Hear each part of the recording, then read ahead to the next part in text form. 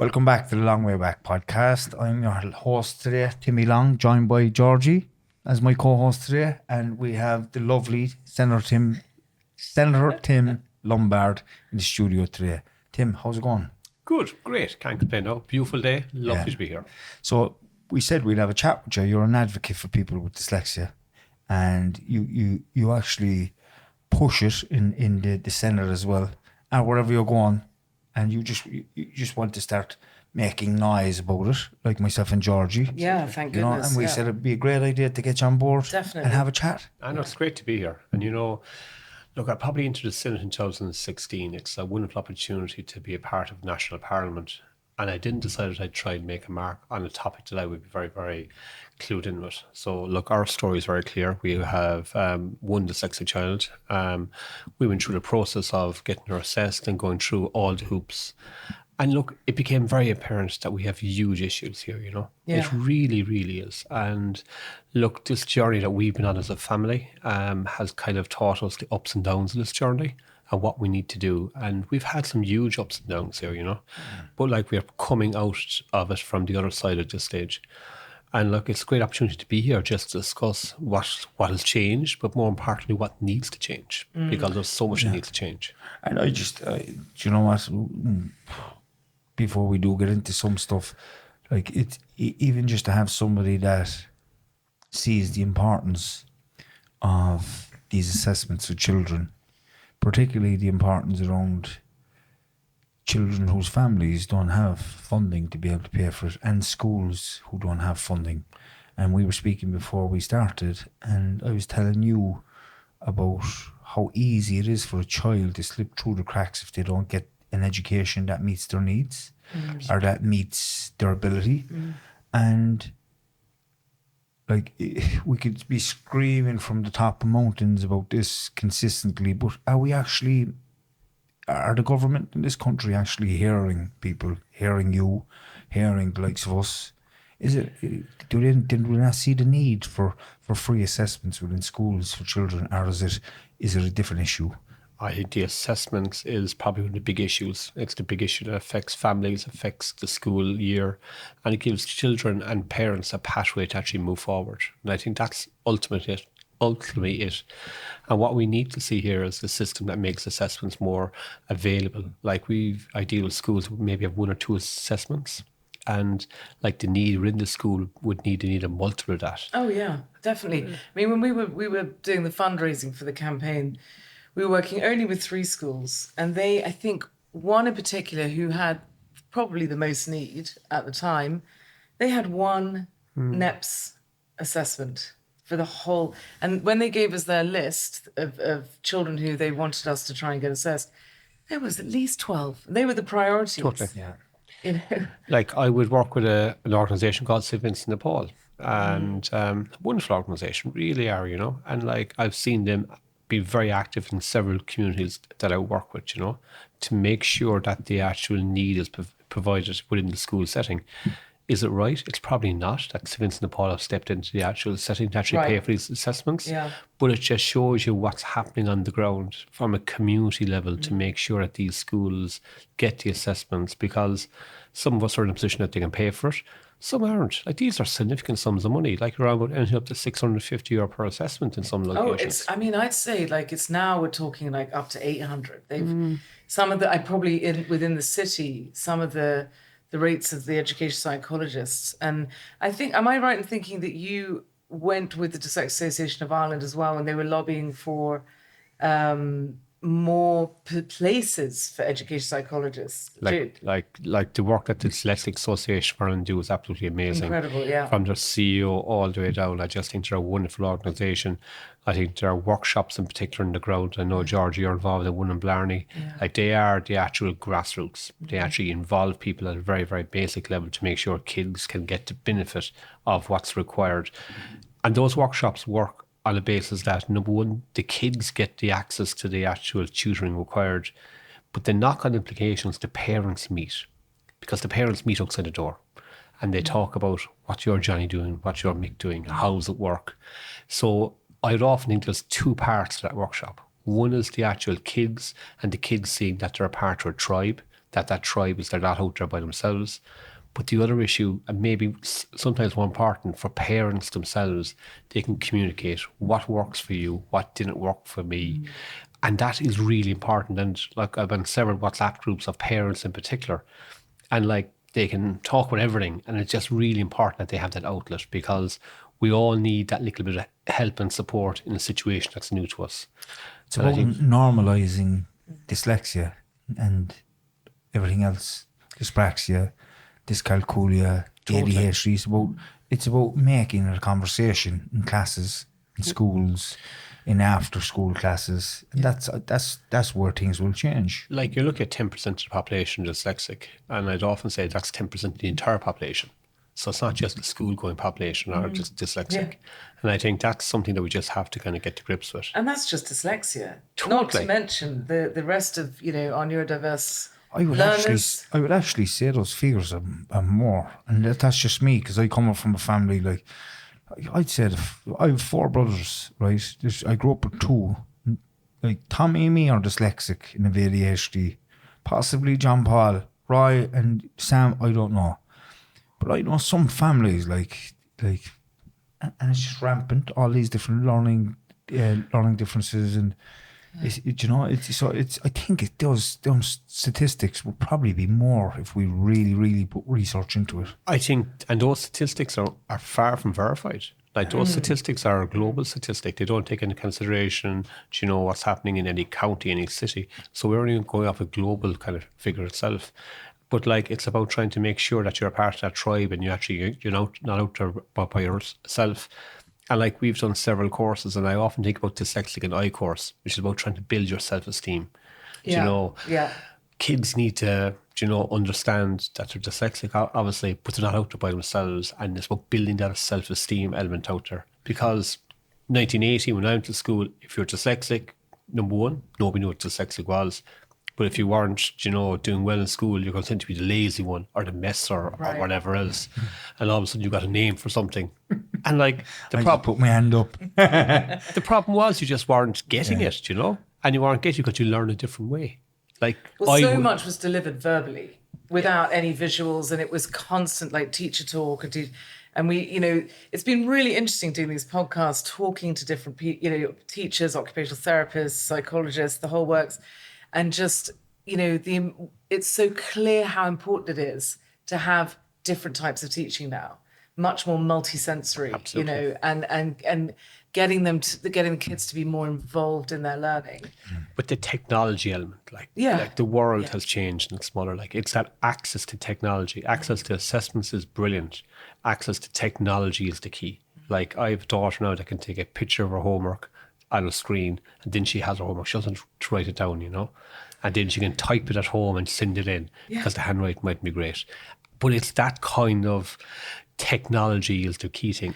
But there's huge issues about trying to get the grant for technology and to make sure you actually have it. Yeah. And then the ultimate issue is to make sure you can use it in the state exams, which is a completely different story. 100%. And we interviewed Deirdre Madden, who is a fountain of knowledge. She is mind-blowing, isn't she? With so she was able to tell us about all the amazing positives of assistive technology. But of course, where we have problems is when, an education psychologist might say, this child needs X amount of assistive technology. But then when they apply during junior cycle, senior cycle, they're not granted it for whatever reason. I read the Facebook messages written by parents who are despairing. And the problem is they won't get the indication that the technology can be used for the state exam till into 3rd year. So you have a child who's going through 1st and 2nd year. It's ridiculous. No wonder I'm grey, like 1st and 2nd year, and then in 3rd year they get the approval by the department. Like, they're getting the actual technology in 1st year because they need it. They're working through a system. They're learning to type. They're learning to go through it. This is how they've learned. This is how the modium, how they actually got around school is. And then the fear is it could potentially be taken away from them. Like, the department, and like, I'm a member of the government party, absolutely, but I am as critical as anyone of what's happening here, because I just think it's the lack of understanding of what's really happening on the ground. It's just so annoying. It's actually really, it can be hugely scarring. I'm working with a child now a young adult now who is doing his junior cert. And really, he should have been able to do speech to text. Yeah. With the dragon. He really, really struggles, or have a scribe. But of course, as Deirdre was telling us, often they won't pay for scribes, so because they say the assistive technology is good enough. But because they didn't know until third year if he could use it, they hadn't been putting it into practice. So then we get to the exams, and suddenly he's completely at a loss. So we've had to find different ways around it, but it's really that needs to change. The idea that they get assessed just before the exams, to be honest with you. And like, kids need to make sure they can use the technology. Like the reading pen is a real example, you know? The pen that scrolls along that helps you read. Wonderful technology. Could you imagine? It's like Star Trek in many ways, right? I had one in college. It's amazing stuff. It really is. Yeah. But if kids are going to be using that, they need to make sure they're practicing it because it's an important part of it. Right. And that becomes back to the real argument about the extra time. Like, the extra time element is the basic stuff here. Like, it really is. Like, we're looking at a scenario that if the 10% per hour is what we're looking for, that's the norm in Scotland and other European countries. The State Examination Board had the cheek to come back and say they didn't want to give dyslexic kids an unfair advantage. You see, unfair advantage. It doesn't make any sense, because actually in England it's 25% extra time. I know. Yeah. And they need it. A lot of them need it. So when you said, is that 15 minutes per every hour? Yeah. And here in Ireland, I remember in college I was getting 10 minutes extra. Yeah, that's third level there as well. That's third level. It's fine at third level, but it's the second level when we have teenagers who are hugely hormonal. There's a massive amount of anxiety going on, not just about work, but about social media and friendships and heaven knows what. It is slightly mind blowing. But your point about third level is so well made, because if you have it in third year and in sixth year when you're doing your junior cert and leaving cert, and you go to third level and you get that extra time, why can't they do it in the actual for the leaving cert and junior cert? Like, that is the ultimate issue here. That was the question I was going to ask you. Like, why in this country are we so fucking far back in history that we just cannot change the way the education system works for the benefit for children? There was a wonderful project done by a wonderful ambassador from Bandon Grammar regarding extra time for the young scientists this year. And she proves statistically, compared to the GCSEs over in the UK and what we do here, they give the extra time over there. And that is the knock-on implications. You do better in that system. And she also proved that how we actually write our actual examinations papers goes against the dyslexic person. So in other words, they're putting too complicated questions in place. Because when people talk about dyslexic, they think about English in particular and reading. Maths is as big an issue, because when it comes to maths, the questions laid out is a huge issue. It's right, like reading an essay. Completely. Yeah, you have to break down all the word problems and then remember what each step. That was one of the most difficult challenges for me. I had to pass a maths thing to get into third level, and they had these lengthy questions. Only that I probably spent weeks doing the past questions in the maths. I passed. I was after training myself. But you'll have a few lines, maybe 3 or 4 lines trying to asking you a math question. I don't know how anybody with a difficulty with maths or being dyslexic can answer these questions, because it's like, it's there to fool you. It's there to fool you. And I used to get so stressed and anxious, and I used to lose my focus, my concentration. I'd be anxious now, and I'd be sitting there and I say, I'm not able. Then the belief systems start coming in. I'm not able for this at all. I'm not good enough. Because in some situations, there are kids who think they're really good at maths, because they are good with numbers compared to their English. So everything's flying, and then suddenly, fourth class, fifth class, the word problems start developing. That's and suddenly their maths, in their eyes, is no longer good because it's English. That's a good point. And it's a really good. it's terrible. It's devastating. Like the maths issue is often overlooked. Like I would often think that, like when we talk with kids with dyslexic, like we need to start talking about the entire curriculum all the way through, and like we need extra time for them, not alone in their history or their geography, but the maths in particular is the one that I see catches them out. And look, it's frustrating, and like we've made some progress. We haven't made much, though. I think there's so much needs to be done there. Well, I wanted to ask you about this because, someone having to spend time working out a word problem because they have dyslexia, not because they struggle with maths, needs additional time. Completely. There was a petition, was it last year? A petition that went flying around the country. Everyone I know signed it. It was sent in to the government, and then I feel like it disappeared. And I know parents have been writing to me saying, please ask Tim, what happened to that petition? And do you have an answer for us? So look, this is a really important issue about where we're going to go with extra time. Where it actually came up in the Oireachtas, like it's been playing around a long time, was last October. We did a presentation for TDs and senators in the AV room in the Oireachtas, where we had a really big turnout. And it was amazing to get the engagement from across all parties. The petition was discussed. So we've now submitted that to something called the Petitions Committee in the Oireachtas. And that Petitions Committee now have looked at it. They've got a response from both the department and a response both from Dyslexic Association of Ireland about the petition. And they're now inviting both the department and the State Examination Board in before us. And we want both of them coming in at the exact same time. Yes. Because every time I personally write to the department, they blame the state or the examination board, and I get the exact same letter back from the State Examination Board and blaming the department. Somebody must take responsibility about why we're out of line. And we're out of line on two different levels. One is on the European norm. Every other European country does things regarding extra time for state examinations. Absolutely. So this line, which is quite insulting from State Examination Board, that we don't want to give dyslexic kids an unfair advantage, has to be sorted out.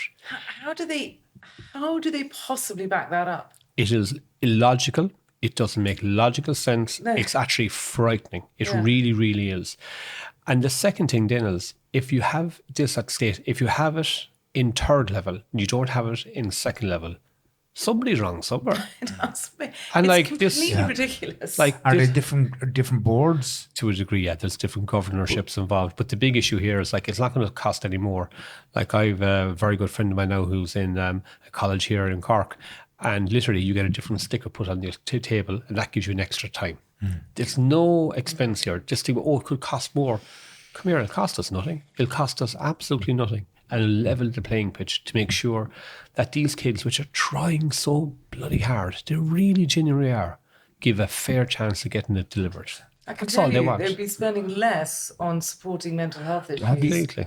Have you maybe thought about when you do get those people from the Board of Education into the Oireachtas, that you might bring somebody with lived experience around it's someone that's in college, or maybe somebody that came through secondary school and is in college now, and the difference that the extra time may have. Like, they need to hear people's stories. They need to hear what's going on the ground. They actually, because I just can't get my head around it. I just cannot understand It's why nonsensical. we don't just do the best we can for the children in relation to extra time and all the assessments. Like, to me, there's wins here. Like assessments might cost money, computers might cost money. This costs very little. This costs nothing, actually. But the win is huge. Like, you got to look at the easy wins here. So for me, from the department point of view, they must change their culture. They must engage more. They must look at the problem, and they must come up with a suitable solution. And the suitable solution is just there because it's the European norm. The frustration, like, you've no idea, there's parents contacting me from all over the country about this issue. Next June, we're going to have the exact same stuff coming down the line like we did last June, where we'll have kids who won't be able to finish their paper because they're going to run out of time. And that is an unfair advantage on them, and it's disrespectful to them and to their parents, which have worked so damn hard over the last few years, and they really, really, really have. So I think this is something that will not be solved for this June, but like, to me, this is an 18-month project. We have to have this thing solved for June 12 months. And who's giving you pullback? The State Examination Board are 100% against this. Their view, and I have it in writing, that they don't want to give dyslexic kids an unfair advantage, which I find quite insulting to Are be they a quite true. board of people? Look, Are there a number of different organisations throughout the country? I'm not fully, I don't exactly know the formation of the board, but they're basically set up as an independent body to run the state examination boards. They set the papers, they set the criteria, they set the time, they set the venues, they staff it, they put it in place. They actually mark the papers afterwards. Do you think these people will be just normal people, working class people who might have children who may be dyslexic, or a brother or an auntie or a mother? They need to, do you think they have any emotional connection to any of this stuff? There's definitely no one of these people who have a dyslexic child, because none of them have gone down to meet their first class teacher and sat down and said, we have a problem here, Johnny's not picking it up. And then they don't have to spend the next 15 years advocating against the system, probably paying for their own pocket regarding growings, probably going to dyslexic services regarding the actual groups that are in Blarney and Clonakilty and Bandon, and actually advocating all the way through. I have a mother who I know very well. She's, I'd say, 28 or 29 years married now, and her child is in second year in a college in Cork, and she's still advocating. And that's where we will be. We'll still be fighting for the services that are required. I really do struggle. I know. Because what we could be changing in this country in maybe 10 and 15 years' time, if we look after 5 and 6 and 7-year-old kids in primary school now and keep them in school and make sure school is an enjoyable place instead of a stressful place where it's affecting their mental health and well-being, I think down the line, we will have less in prison, Absolutely. less on the streets, less people addicted to drugs, more people in our workforce. Yeah. Better literacy. You know? Stronger workforce. Are we not looking at things like that when we're not, are the government not looking at things like that when these decisions are being made? Can they not forecast this stuff going on in the future? I've met, since 16, I've met several ministers all the way through. And we've got minor changes. We've got no fundamental change to the practices here. It's the low-hanging fruit. Totally. But I know there's been changes in the actual grant, and there's been changes in kind of getting technology, and technology has changed all our lives. Thanks be to God. Yeah, it's a Deirdre wonderful did say tool. that. It really has. Technology has been the big issue that has changed our lives, right? And people have got access to technology. They have got the grants. They now have the laptops and the e-pens that can do so much, you know. But the fundamental changes that are required are very basic. To me, from a parent's point of view, they need to know what is dyslexic. Your child is probably the brightest child in the class, but you need to be told that. Do you know? You don't need to be told, I don't know much about that, I'll have to Google it. And that's unfortunately what happens in some schools. Teachers need to buy in. Needs to be a total buy-in from the teaching community regarding what's required regarding a kid who's dyslexic. Particularly principals. Totally. Who lead the schools and lead the teaching profession. Ethos of the school is the most important thing in your child. Absolutely. So if you have a school that has an ethos that's driven about making sure it's proactive and making sure your kid's okay, and then working to make sure technology could be a part of it, or maybe your breaks that are required, the ethos of the school starts at the principal and works all the way down. Without that, you're goose for your start. And that's at primary and secondary. Some schools take it on board, some schools don't. And I think that's probably one of the most important things. Access to technology, being taught how to work the technology then is another thing. Great to get access to technology, but then to have a teacher sit down saying, right, this is how it works now. This is how you can do A, B, C, and D. This is how you split the screen. This is how you can have your ebook here, and this is how you can type there. And be honest, some of the problems are the teachers aren't trained. Come here, I couldn't do it. Yeah. I couldn't do what they're doing. I'm not a tech genius by any means. I would be totally lost. But my daughter now would show you things that I would go, oh my God, how did you do that? Do you know? It's wonderful to see, actually, tell you the truth. But that's what we need. So not alone do they get the technology, they must teach the kids how to use the technology. And that's really important. And like we haven't discussed yet the exemptions. Like to me, the Irish exemption is like it's a source of stress in some places. We're not dishing Irish. We're doing anything but we need to make sure that your child who has a problem with languages can actually focus on what's required to get through school. And you said that well there, because it's not that you're putting Irish down as a language because it's our national language.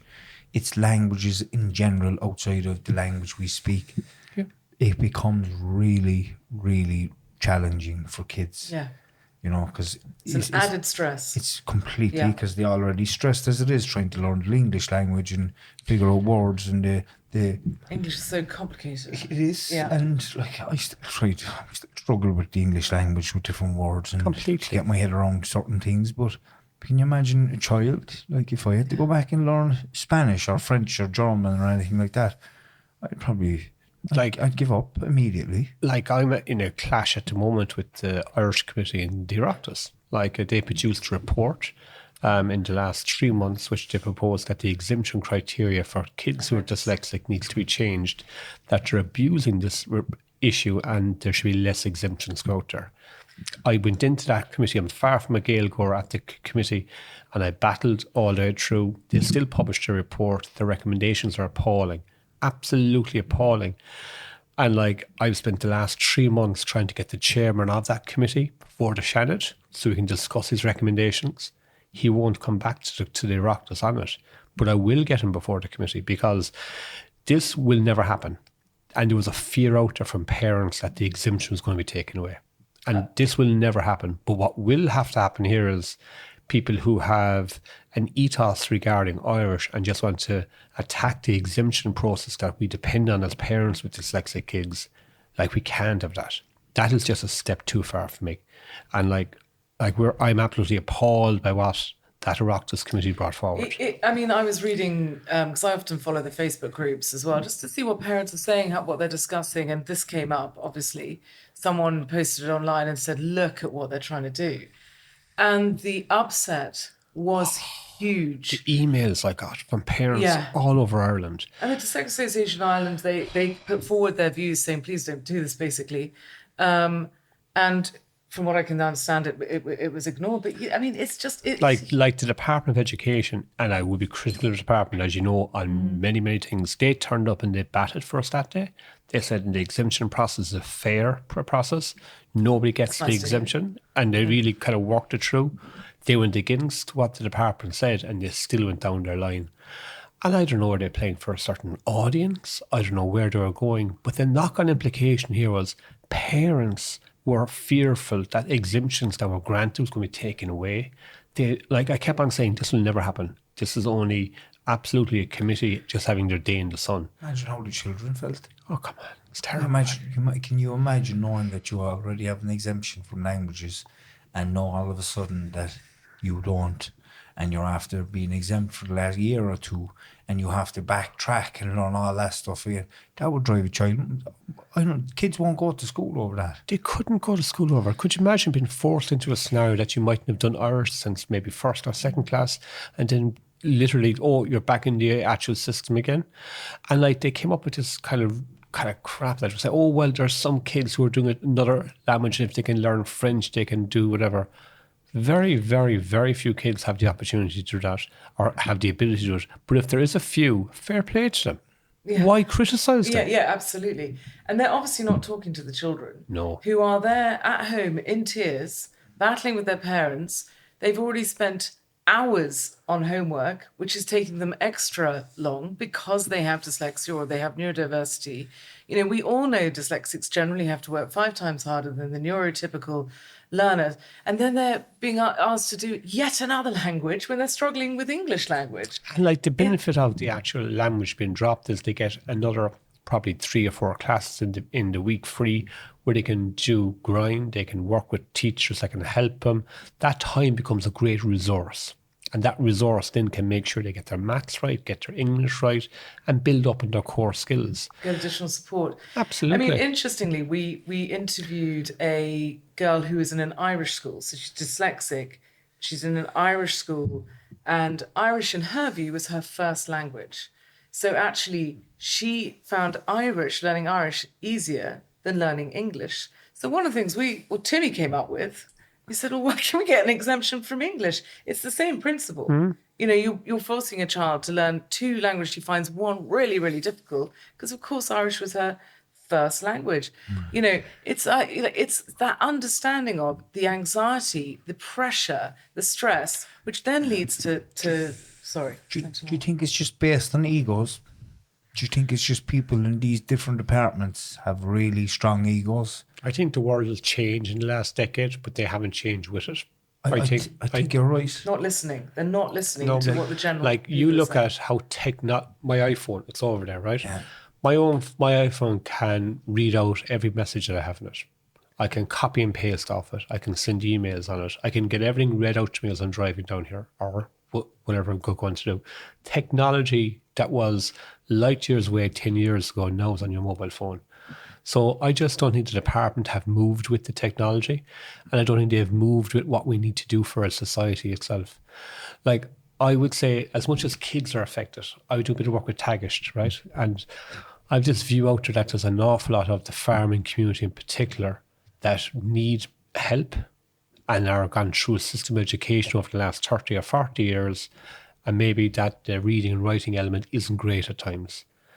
If they got a course on how to work their mobile phone for 2 hours regarding how it can read to you, how it you can call into it, how you can just talk into your phone, it can type a message, they could change their lives. And I think there's a huge cohort of society that just need to be a little bit educated. It could be 2 hours, and you could tell and show people how they could actually change their lives. They could read an email, they could call out an email, they could send an email, because the technology is on your phone in the majority of cases. Going around your laptop and doing it now, yeah, absolutely. But like, it's amazing how this technology has changed. And I don't think the department have moved. In fact, I think the department, like everything else, unfortunately, have to go through a certain system. Like, we have got changes regarding the grant, regarding technology. It's been great. But like, there's so many easy wins here that they just haven't picked up on. It's so frustrating. It really, really is. Just sort of rattle them. Yeah. Come on, listen. Why make it difficult? Why make it difficult? That would be my question. I think we need to know get what someone works. on to the podcast. I was just thinking to get somebody from the department, if they're willing to speak about their side of why they do the things they do.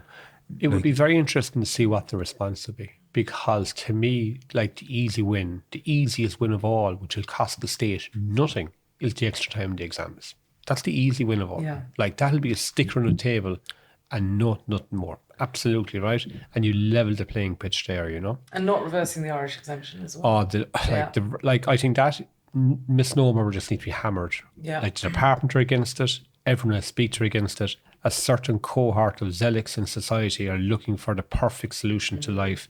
This isn't perfect. This is survival. Survival is the fittest in so many ways. We need to make sure people can survive. So the Irish exemption is such an important part of that. And the zealots that have been talking about this issue, I just think we just need to move on and say, it won't happen. You had your report. It made the Irish Times. Fair play to you. It will never be published. It will never go any further. And like, I'll be damned if it does, I tell you the truth. I actually pity, that any of those people have a child that may be dyslexic and struggles with language down the line, or maybe a grandson or whatever it may be, because they will then understand how important something like that is to a child, the exemption to the languages, the extra time on the exam. I have a daughter who struggles with it. George is working with my daughter non-stop, trying to manage time management around the exams because of a thing called dysgraphia. She have ADHD, and she struggles with it big time. And we had to go out and get a watch for her, these timers, so she could structure the time, It's because a specific watch which helps, because often in exams as well, that time pressure, you get this sort of time block where you forget what time it started, what time it's finished, even if you write it down, and actually being able to see how time disappears with these particular watches. But these watches cost an absolute fortune. It cost about over 100 quid, but Yeah. it doesn't matter. You'll get your child whatever the Yeah. child Of course you requires to make their life easier. Yeah.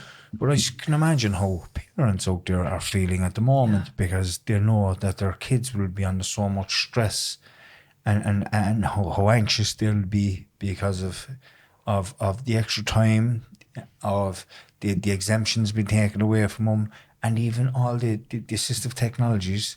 Like, there's kids out there need scribes. I know for a fact I needed a scribe. I didn't get a scribe. I was put in a room separate to everybody else. And I'd say scribes are like hen's teeth at this stage. I'd say trying to get a scribe off to the department. Almost non-existent. Non-existent. Yeah, from what I can understand. Like talking to them, like less than 5 or 6% of dyslexic kids get scribes. It really is a huge change, and like it's just so frustrating. Like, and we have made progress. And I think the Dyslexic Association of Ireland have been the drivers behind that We've progress. actually got Rosie Bissett coming on in a couple of weeks. You have the best coming up. she's a You have the great best woman. coming up. Yeah. So like Rosie's not like me now. Rosie's not shy about talking, you know. So she'll be there all day and all night. You'll definitely get to 2 hours with Rosie. Fair play to you. You know, Absolutely. and you really are. You're doing a good job, and you're really advocating for people, for children with dyslexia, and God. people and adults. There's a lot of amount of adults walking around dyslexic. It's unbelievable. And I think that's the cohort. And I feel very sad at times that we're doing a lot of advocating for the kids and for the teenagers and for the college going people. But I do think the cohort from maybe 25 to God knows where, like, how can we get them? How can we actually teach them? How can we help them along their road? And I think there's so much that's changed in the last decade. It's just that we have no strategy for that yet. No, I know. I mean, I love the fact that LinkedIn now has dyslexic thinking. I think it's brilliant. You know, you can tick a box and if Are they you're kicking the box by doing that? so well, it's Are they? no, Are they genuine? no, I think it is a genuine. There are employers who are genuinely going, I like people who think out of the box. I like problem solvers. We know that dyslexics and other neurodiverse learners can be hugely creative and think out of the box. So if you tick a box saying you are a dyslexic thinker, and they can tick a box saying we are looking for dyslexic thinkers. And I think, hooray, you know, that's at least one thing, but that's worldwide, you know. I think that was a Richard Branson. It was, initiative. yeah. Richard was a great pioneer He for the is. actual community, kind of Absolutely. gave people the belief that you could be a world superstar when it comes to business and be dyslexic at the same time, you know. I mean, I don't know if you saw, but he published his school report on Facebook, on his social his media. own personal his one. own school report, and then he translated it because it was so hard to read. But it was sort of, he said, I feel this is quite apt considering I'm coming out with my my audiobook, and Richard is still backward in writing. Richard is still not making any progress. Richard, we're still lacking hope in Richard. And he's just like, look where I am. Yeah. And he just says, this is a message to anyone who is struggling in school. It's going to be all right if you work hard. And I think that's his key, is that he worked hard. If you work hard and you believe you can do it, you absolutely can do it. Another thing is, when I'm speaking to people about education, particularly people around my own age, and they just turn around and say, nah, education's not for me. I know straight away then that school was a stressful time for them, because I don't think school was not for them. I just think there was maybe something going on for them, and they didn't get the help that the system didn't work for them. But, right, the thing is, the same thing is happening. The same thing is, there's going to be kids in school now, in 10 and 15 years' time, going to turn around and say school wasn't for them, for the one reason that they probably didn't get an education to suit their needs. On the other side of that, though, like went to school in the 80s, right? Whatever. So did I. Yeah. Me too. Yeah. And like, I had this view, school was just that next thing. And then my eldest daughter, who's 14, started school. And there was a little bit of fun in it for her. I just thought, my God, it wasn't like that in my day at all. Like, education has changed so much, like, regarding the teacher's interactive behaviour. And, it's not all classroom learning now. even the breaks that they have, like, one of my lads now has 2 breaks every day. It's great for those moving breaks, are just wonderful. Like, they weren't there long, are they? Like, they're just wonderful things, just to make sure you can reset your clock, And we were hearing from secondary school teachers, actually, Blarney, who were saying the same thing. They were saying, look, the curriculum, second level curriculum has definitely incorporated way more sort of multi-sensory teaching, visuals, creating podcasts, But drama. the amount of schools that I visit and they have the sensory room. And you'd nearly go in there yourself and you'd have I actually did. I could do a one-on-one in my own house. And the ball would be turning and the lights would be there and you'd there's a few minutes. And it's slightly colder than the rest of the place. Yeah. And you've a moment. Yeah. If I'd one of them, I'd be fine. And the music. It's soft music. I just think the schools have changed. They really have. And what the frustrating thing is, if we could just go that little bit more quicker, yeah. If we could, the difference we could really do to kids, to society, to people, to parents' lives. And I often think parents, right, these are the pure martyrs. These are the guys that go through homework on a tedious basis, 4 days a week in particular. They work through it. They do their best with their kid to get grinds. They do their best to take them to the special schools regarding trying to get the extra support. Like, these parents are committed, like. They die for the kids, like, they really, really would. And like, that's why I get the emails from parents at 3 o'clock in the morning, because they are frustrated with the system. They think we're doing our bit, but what are you doing about A, B, C, and D? And they are very polite and they're frustrated. Have no problem with that, no problem at all. But like, that's where we are. Like, the parents are the drivers. These are the guys that put their shoulder to the wheel and they do anything. And those are the ones who know how to shout out and how to reach out. But I certainly, when I was working in kind of inner city London, there were lots of parents who they didn't know who to reach out to, who to email, where to go to. They were so lost and often had a real struggle in their own education. Sometimes, being a single parent as well, you feel completely overwhelmed because you feel like you've got to be. But you also could have the first child syndrome, which is, you think this is how it is anyway, right? It took our second child to come on to know that the first child, needed a little bit more help because the second child is flying, like, so like, it's that kind of, we're all new. None of us know, like, none of us born with textbooks read, like, Yeah. Where I get frustrated, because you talk about farm kids, and I work in rural Cork, and a lot of the kids I teach are farm kids, and there's such a kind of gap between the schools where the head teachers are, leading a brilliant, that you can see they're really involved in helping the kids who have neurodiversity. And then there's the frustration from the parents who will go to the schools, and the teachers don't know the meaning of a lot of the diagnoses. They're still, and it's not for want of, it's not that they don't care. It's that they're some of the training still isn't there. It's not being driven by the head teacher. I feel frustrated by that. George, you just nailed it. Like, for us to work, for this to work, everyone needs to be on the same page. So the teachers are the ultimate key to the success role. We have a crazy system in Ireland where we have teachers coming out of either Limerick or St. Pat's or wherever, and they can opt out of the dyslexic module. So in other words, instead of them going through the education system to make sure they have the skill profile to deal with at least 10% of your population, they're opting out because it's not a part of your course that you have to stay in. This is the frustration. Yeah, very. This is a huge issue that we potentially could have teachers qualifying who don't understand what's required on the actual desk regarding a dyslexic kid. They shouldn't be allowed to opt out, I'm afraid. I just really firmly believe that. I have some wonderful teachers in my life. I've met some brilliant people that have gone so far, and I really have. And like, there'll be always one that unfortunately doesn't meet the standard. But we must make sure that it's a compulsory module. 100%. We must make sure that the teachers coming out of the teacher training colleges have a compulsory module about what is a dyslexic child and more. I'd say trauma-informed as well. If I'm going to be the very honest. whole lot. We have to look Just at this. give them an understanding around that too. And we've spoken to principals of these colleges. We've had them into our AV room where we had our presentations in October for Dyslexic Week, we've instilled in them the belief that this needs to be made compulsory. It hasn't happened yet. And like, how do things, like, is this country still back in the dinosaur ages where we get things done, like, in that could be signed over within a few months? It takes 10 years. Are we still that far frustrating behind? thing in life. Like, you go up there, like, everything is a process. Like, it's like, how long is the process? The only question you'd ask.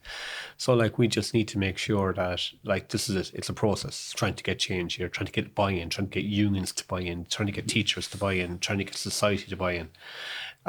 Like, teacher training is the ultimate thing here. Like, the Dyslexia Association of Ireland do wonderful work. And I have to say something now.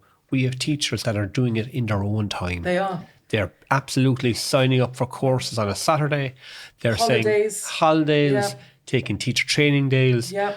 putting their own time and effort to upskill themselves because the world has moved on. And I admire them for their actual Oh, my brilliance. goodness. They should be commended for that. Totally. And I just think that's wonderful. I But for agree. this to happen and for this to find real change, we need the teacher colleges to say, this is a module that has, and it's just not dyslexic now. We need to broaden this out a Yeah. little bit. Oh, absolutely. Like, you know, there's like, I speak of dyslexic because I have a real personal interest here, and I go like OTT, blah, blah, blah.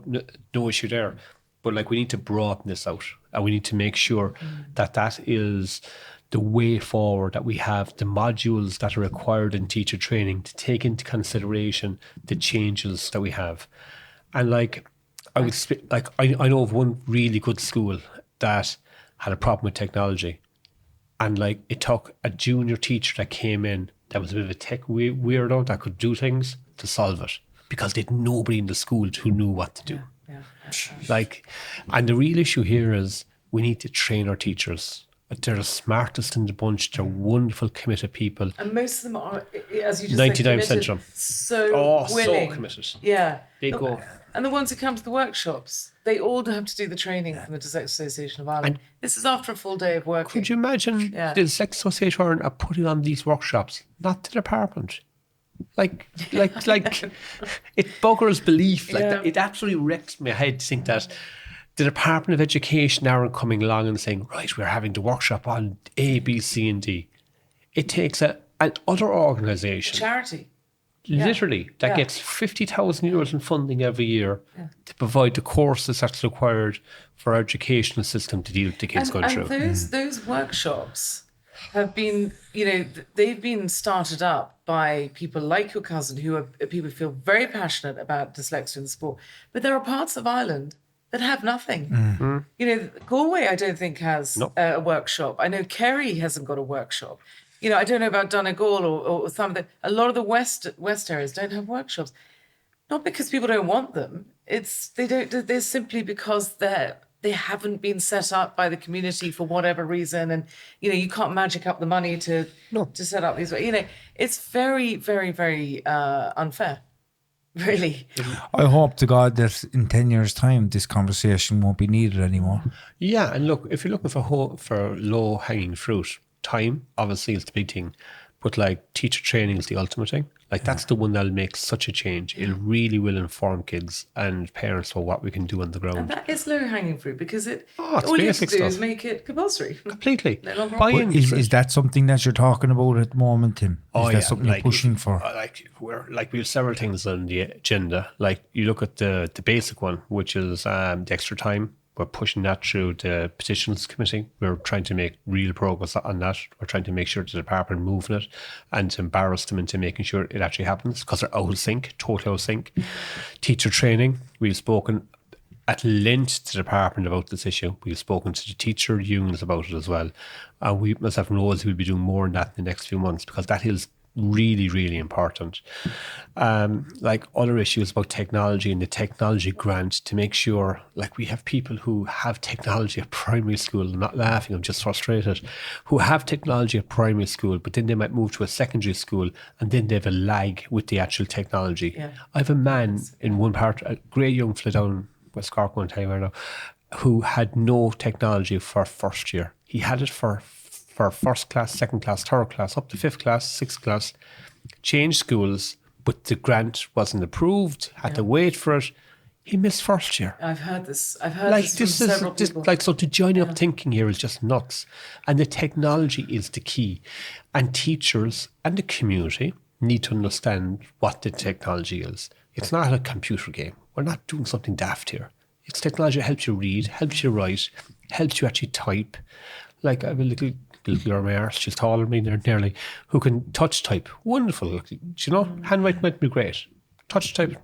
Powerful, yeah. Powerful. And that's how she will survive and thrive, and she'll teach me every night how to do things, Dad. And I'm like, oh my God, how's that? And it's interesting. You've got 6-year-olds on social media who have no problem, getting onto platforms on iPads, iPhones, and all the rest of it. Like the social media element is just nuts on another side. Think that we have 28% of 6-year-olds have their own mobile phone. This comes up in every podcast. Crazy, is the madness of the social media.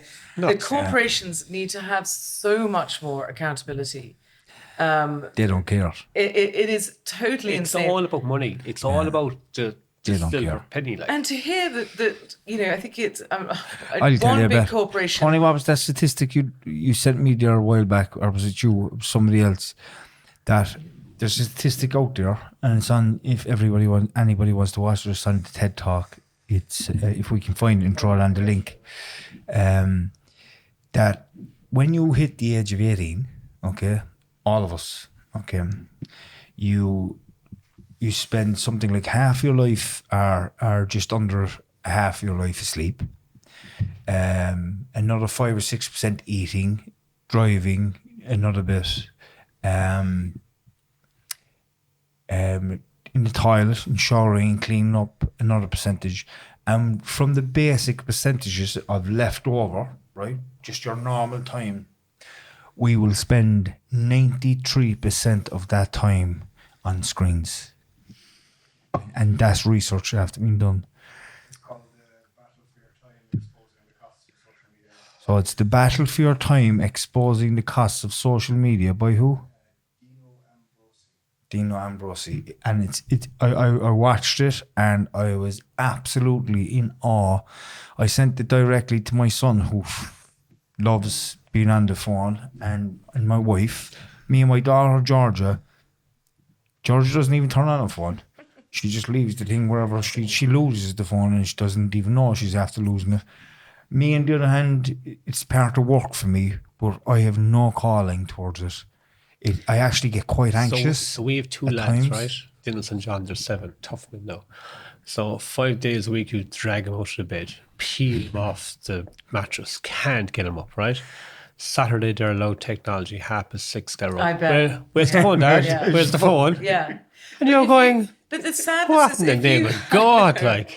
But if you unpick that 93% or whatever it was, it's actually what worries me the most is the cyberbullying, the exposure to pornography, the exposure to things that are, so scarring and damaging, and I think it's one of the other things that's so crucial to the education of our children is understanding how they can be responsible for their lives online, how they can change little changes, how they can change settings on a phone, how they can just, use critical thinking about some of the language as well that they are using, what language is appropriate, all of these things. And, what cyberbullying is, a lot of them don't realize that cyberbullying could be liking a comment that someone has made about someone else that was really nasty.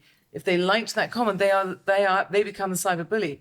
There's so much that is involved in their lives and their learning. Yet they're embarrassed to use an iPad in a classroom to help them to take notes. Totally.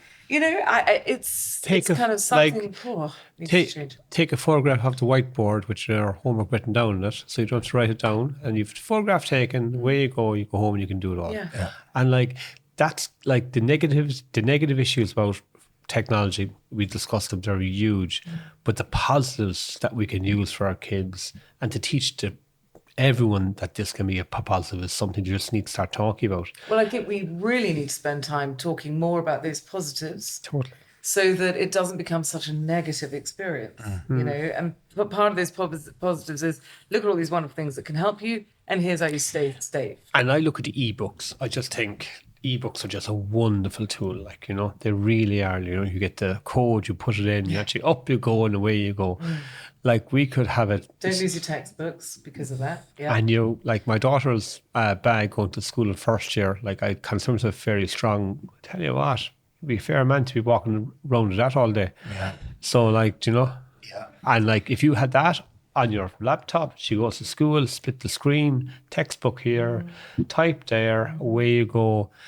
And it suits everyone. And it just... and a half a bag holding their backs. Absolutely. My daughter George there has a sack.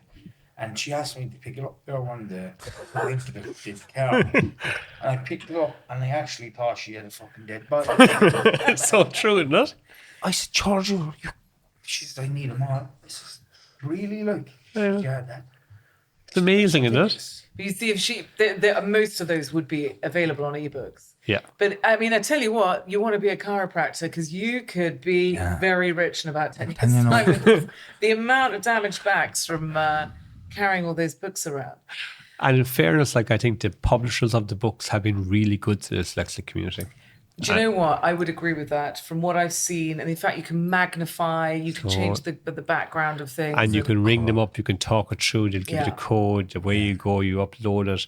They've been really professional, really helpful, they've been really engaging. Yeah. And I think, you know, they just need a shout out as well, you know, because look, they could be the devil, but they've been anything but. They've been really helpful in this cause, you know. In fairness to them. Because they understand. They do. They They get understand it, you the know. importance. And like technology is changing, everything's changing with it, and they've moved with the technology. They really have, and because of that, like they can, you know, help kids in so many ways, really effectively, you know. No, I totally agree. Tim, it's been. Sorry, George, you want to? No, that's fine. Well, I was just going to ask your opinion, just one thing on education psychologists and what can be done to help the NEP system. Because I don't really understand who runs what, but the NEP system is so... It is breaking, if not broken. With No, it's broken. There's not I mean, it's 20%, isn't it? 20% of employed education psychologists, and it should be 100%. Oh, totally. Like, I think we have a huge issue in the NEP scheme, trying to get people into it, trying to get the services required. And the real issue here is that the private companies have just taken up the slack, and we're all paying for that regarding fundraising, whatever else. If it's Nepal, people who can pay for themselves.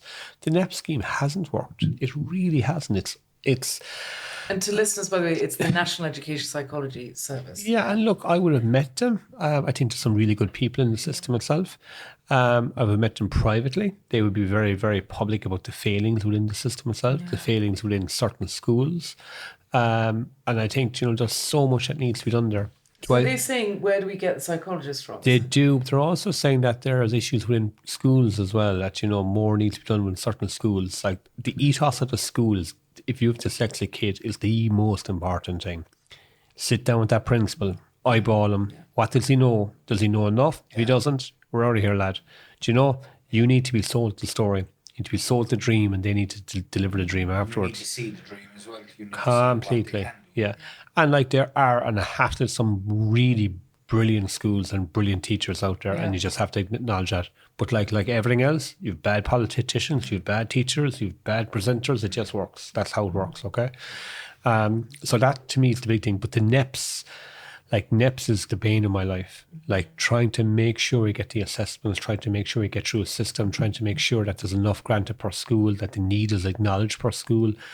And then there's certain demographics that maybe you would have a certain demographic of a school that could pay for private assessments. And I think that's a massive issue. Like I personally think here that you have people that have the ability to pay for the actual assessment. They jump up the queue, they're gone, and that's it. While you have other people that haven't got the ability to actually pay for it, unfortunately, and they are the people in society that are being left behind. So this is discrimination on the basis of basically your wealth, and that is wrong. And that is a huge issue in where we are with this actual issue, trying to make sure that kids are all treated equally. Well said. And that's massive. Like it really, and look, my area, like literally it's from Ringabella Bay to Argroom. It's a grand part of the world, beautiful place, but like there's a need through it all. There really is. No family is the same. no very communities. rural, is it? Yeah, Yeah. you've everything there.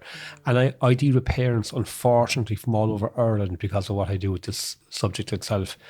And I know myself, some have no problem getting the assessment. Some are trying to get onto a principal to make sure they get top of the list. Some principals are there talking to local charities to see how can they help.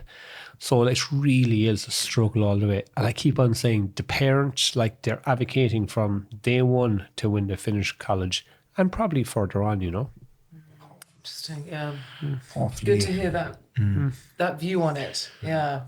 Thank hopefully things will change, Tim, in the next few years. And I think, like, from where we were when we went to school in the 80s to where we are now, there has been huge change. It has, yeah. And I just think we've come down the road so far, but that doesn't mean we're going to stop. We need to be faster this time around because we know more now than we did back then. Completely. So we know, and there's a lot of factual evidence there as well. Yeah. And so much money could be saved in the health service and in the prison service if we could just get it right now. Oh, and we're tapping the best in society, the brightest, the smartest, the most capable, the problem solvers, people think outside the box. Like, you're top of the cream of the crop here, I like, know. in so many ways. Yeah. I'm like, yeah, And there is challenges, but like these challenges could be the real benefit for them in society all the way through, you know? But it's also about doing the right thing. It's about doing the right thing. Like if I had all the money that I needed to be able to fund assessments for every child in the country that needed one, I'd give it. Yeah. Because I understand the importance of an assessment for a child. Not so much for the school and the education side of it, but for them on more of an intellectual level to understand what's going on for them. I do think there's a degree of snobbery out there with a cohort society saying all you're looking for is a label. And I think we need to stamp Fuck on that. that. What We need to label? stamp on that because these people don't get it. They don't understand it. They're in a bubble of their own kind of I've whatever. had many heated discussions. And I've about had this. people say to me, stop labelling yourself. It's not about It's labelling not. myself at all. It's about understanding how I work as a human being. And when I understand what works for me and I can take away all those beliefs about myself that I was thick and stupid, that's what happened for me. The minute I seen the assessment and the EP, educational psychologist, explained to me what it is to be dyslexic, it was like everything just left me. It just left me. And you learn a different way, you learn a different speed, you take information in slightly differently. You could be an audio person more than likely all the way through. You pick things up like through, hearing things rather than reading things. Like there's so many different things about it, But I always say to people, you can do whatever you want with your label. You can either use it, talk about it, or not use it. Yeah. Just because you have a label doesn't mean you have to use it or not use it. It's just, it's Understanding yourself. completely- Yeah, That's what it's absolutely. And about. as you were saying, once you realise, actually, visuals really help me, or audio really helps me, I can go down this, and it just helps to guide you in a better direction. totally. No, There's an understands. understanding of how you learn, how you teach, how you actually get it, how you actually move along. Your computing skills could be slightly different. Your short-term memory might be slightly different. This kind of stuff, And, and it then is about trying to make sure the school takes on board. And I think that's what the education part of teachers is the ultimate thing here.